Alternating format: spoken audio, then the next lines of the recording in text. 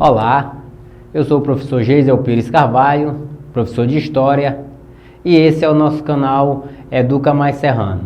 Deixe seu like, inscreva-se no nosso canal e ative o sininho das notificações. Nesse nosso encontro de hoje, nós falaremos sobre as revoltas na Primeira República. Muitas foram as revoltas que aconteceram na Primeira República. A revolta de Canudos, a revolta do Contestado, a revolta da Vacina, a revolta da Chibata, mas nesse momento nós abordaremos três conflitos que aconteceram nesse período da Primeira República. E nesse encontro de hoje nós falaremos da revolta de Canudos. Nas últimas décadas do século XIX, parte da população nordestina, principalmente essa população da região do semiárido, vivia de maneira miserável. Era desemprego, carestia dos preços, a exclusão do voto, que, como já falamos, a Constituição de 1891, ela excluiu a grande maioria da população de votar, uma vez que o voto era para maiores de 21 alfabetizado e a grande maioria era analfabeto. Então, o desemprego, a carestia, a exclusão do voto, o autoritarismo dos coronéis fazendeiros e, obviamente, o descaso do governante da República com a maioria da população vai contribuir para o surgimento de vários movimentos de contestação e rebeliões na Primeira República.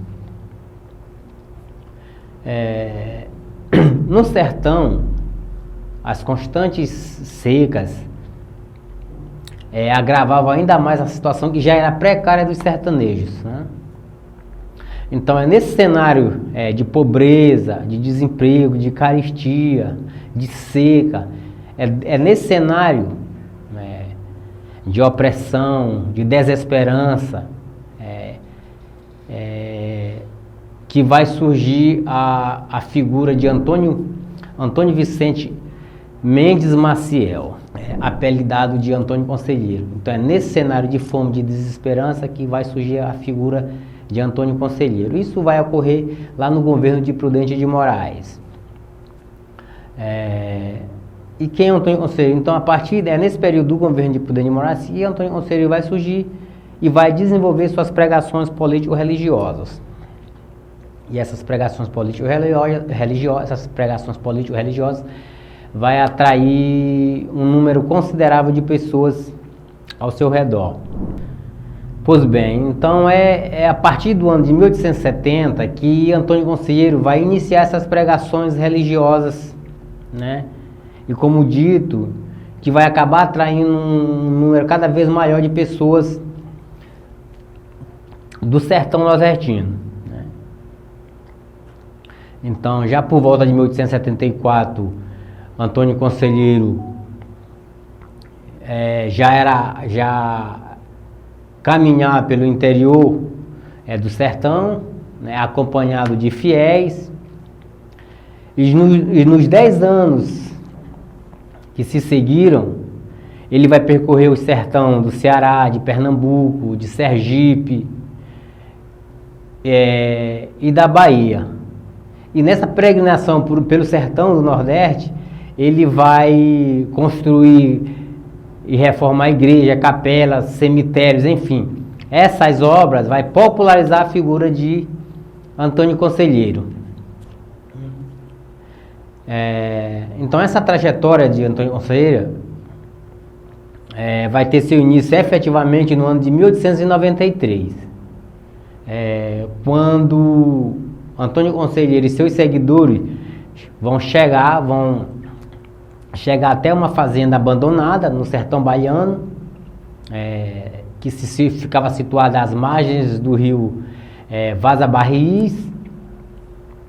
Essa localidade ela se chamava de Canudos, né? Mas Antônio Conselheiro batizou como Arraial de Belo Monte, né?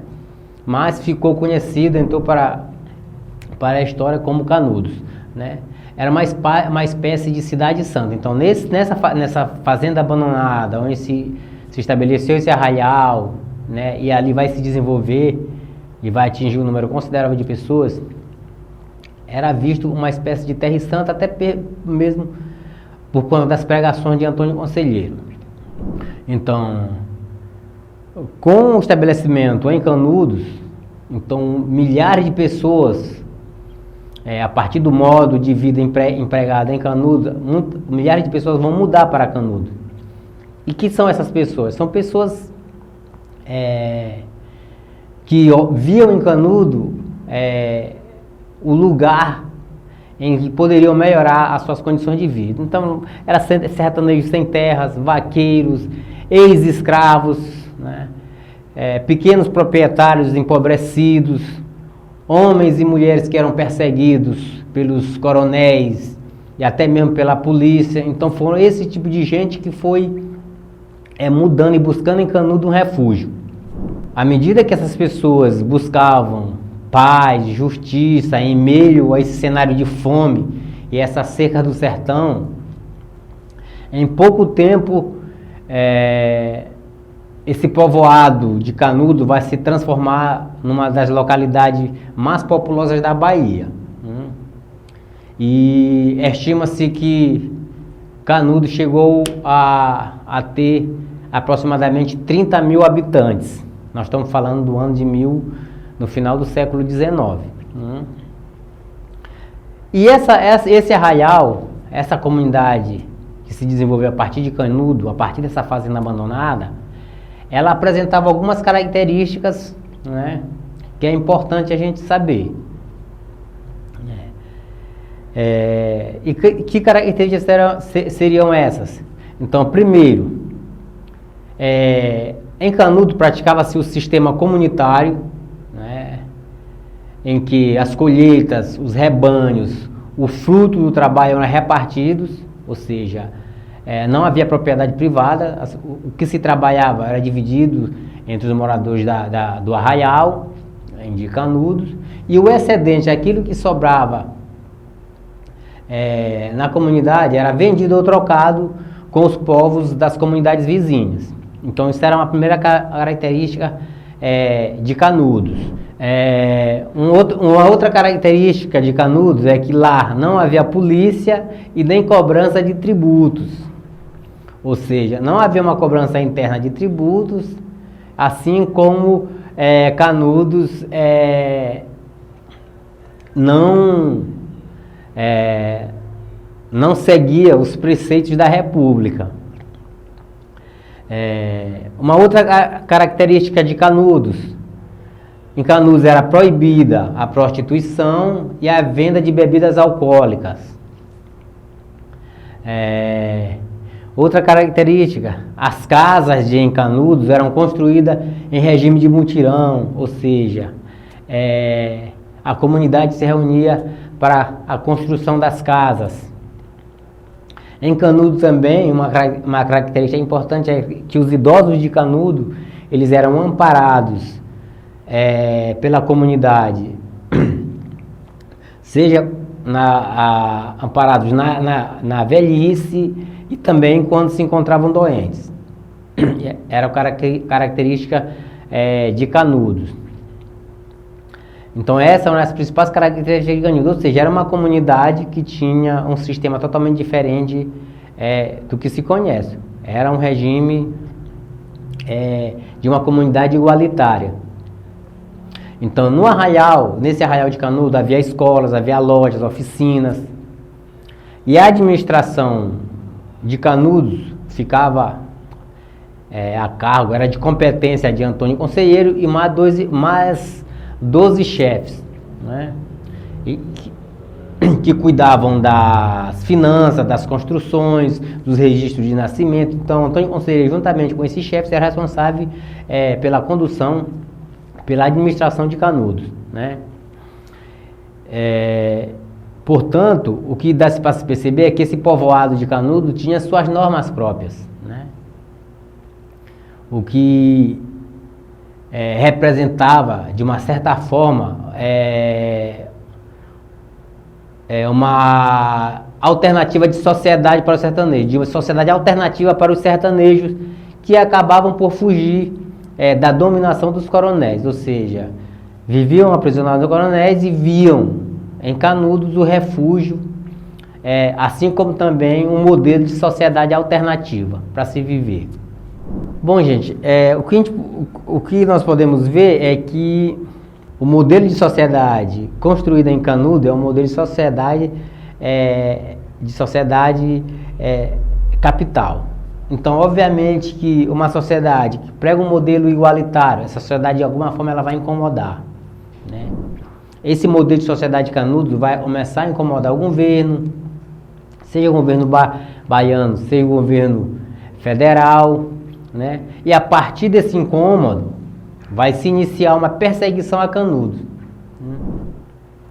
Então, muitos grupos fora de Canudos vão ficar de uma certa forma assustados com o crescimento de Canudos.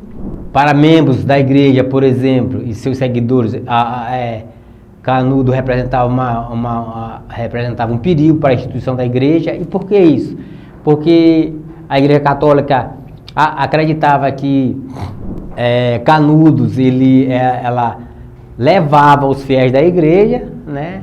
Tiravam a igreja da fé, da verdadeira fé, né? Ou seja, as pessoas saíam da igreja católica e iam ouvir as pregações de Antônio Conselheiro, né? Então isso acabou por incomodar a igreja católica, né? Já para os fazendeiros baianos e proprietários de terras em geral, assim como as elites políticas locais e obviamente o governo central, incomodava porque Canudos não se subordinava ao Estado, ou seja, Canudos tinha normas próprias. Isso de uma certa forma incomodava o Estado. E é por conta disso, por conta exatamente desse incômodo, que vai vão se reproduzir notícias dizendo que Canudos era uma comunidade de fanáticos religiosos, que tinham a intenção de restaurar a monarquia, enfim, tudo isso para desestabilizar Canudos, assim como colocar o governo e o Estado contra Canudos. Ou seja, a sociedade fora de Canudos não via em Canudos uma comunidade que surgiu a partir da necessidade dos sertanejos de escapar da fome e da violência. Ou seja, a sociedade não via por esse lado, ou seja, que Canudos era uma sociedade alternativa, onde as pessoas estavam fugindo da fome, da violência, né? Por conta disso, esse formato de comunidade liderada por um líder político e religioso acaba por incomodar. Então é nesse formato, nessa comunidade messiânica, que os sertanejos vão encontrar esse refúgio para escapar dessa fome e dessa violência, né? Ou seja, uma sociedade que se difere daquelas que eles estavam acostumados a ver, né? Pois bem, como vai se dar essa guerra? Nós estamos falando dessa revolta de Canudos, porque uma vez que Canudos cresce, chega a atingir 30 mil habitantes, com um modelo de sociedade alternativa em que é uma sociedade que prega a igualdade, uma sociedade igualitária, e isso tende a incomodar o governo, como é que vai se dar esse conflito, essa revolta, esse conflito armado, essa guerra de Canudos, né? Então, aos olhos, obviamente, dos fazendeiros locais, do governo, do clero, Canudos passou a ser um péssimo exemplo. Os fazendeiros temiam em perder a mão de obra, ou seja, uma vez que as pessoas estavam migrando, estavam mudando, estavam procurando por Canudos. Então, os fazendeiros tinham medo de perder essa mão de obra. O governo central não aceitava a autonomia de Canudos, ou seja, Canudos tinha suas próprias regras de conduta, né? Tinha sua própria forma de produzir. Então isso de uma certa forma incomodava o governo e não aceitava essa autonomia de Canudos. Por outro lado, a igreja, ela se ressentia dessa liderança espiritual de conselheiro, certo? Então, é diante de tudo isso que entre 1896 e 1897 vai se organizar expedições militares para destruir Canudos. Então, nesse período entre 1896 e 1897, 4 expedições foram organizadas pelo governo estadual, ou seja, o governo baiano e o governo federal, e enviadas à região para prender Antônio Conselheiro, né? E, obviamente, dissolver a comunidade de Canudos. As 3 primeiras tentativas, elas falharam, né? Pois os sertanejos, os habitantes de Canudos, eles mostraram grande resistência e habilidade militar, debelando as tropas com ataques inesperados, ou seja, em forma de emboscada, ou seja, eles tinham seu próprio jeito, utilizavam-se da vegetação local, e em ataque surpresa acabavam por surpreender as tropas oficiais, as tropas do governo. Mas em 1897, o governo federal resolveu destruir o Arraial definitivamente, né? E como vai se dar isso? Nesse ano de 1897, o governo vai organizar uma expedição, né, que vai contar com aproximadamente 7.000 homens, né? 7.000 homens, vão levar aproximadamente 18 canhões, isso. E com isso vão investir contra Canudos. Ou seja, nós estamos falando de uma comunidade de sertanejos que pensavam uma comunidade igualitária e tinha um modo de vida próprio e tinha uma autonomia, que propunha uma sociedade alternativa, né? Mas isso de uma certa forma incomodava o governo. E essa expedição com 7.000, veja só, uma expedição com 7.000 homens e se utilizando de canhões para uma unidade de pessoas simples, né? Até um conflito desigual. Então, no dia 5 de outubro de 1897, Canudos vai ser destruído pelas forças oficiais, pelas forças federais. Então, nesse conflito, nesse último conflito, né, os dados apontam que mais de 5.000 casas foram incendiadas, né? Os sertanejos vão morrer, né, vão dar a vida defendendo Canudos. E isso vai passar para a história como uma das mais trágicas lutas da história da recente República Brasileira, né? E Antônio Conselheiro vai ter seu corpo decapitado. E aí a gente pode se perguntar, a Guerra de Canudos, a Revolta de Canudos, que propôs uma sociedade alternativa, uma sociedade igualitária, onde tudo que se cultivava, tudo que se plantava era dividido entre os moradores da comunidade e o excedente era vendido. A gente pode se perguntar se Canudos já foi uma luta por terra, né, como tanto se acontece nos dias de hoje. Então é bom que nós nos questionamos com relação a isso. Então Canudos foi uma importante revolta que aconteceu entre 1896 a 1897, mas o processo de formação de Canudos vai se dar a partir de 1893 e vai ter seu término em 1897, né? Com a destruição de Canudos e a morte de Antônio Conselheiro, certo? Então esse é o primeiro momento que traz essas revoltas na Primeira República, tá certo? Deixe seu like, se inscreva no nosso canal e ative o sininho das notificações. Muito obrigado e até o nosso próximo encontro.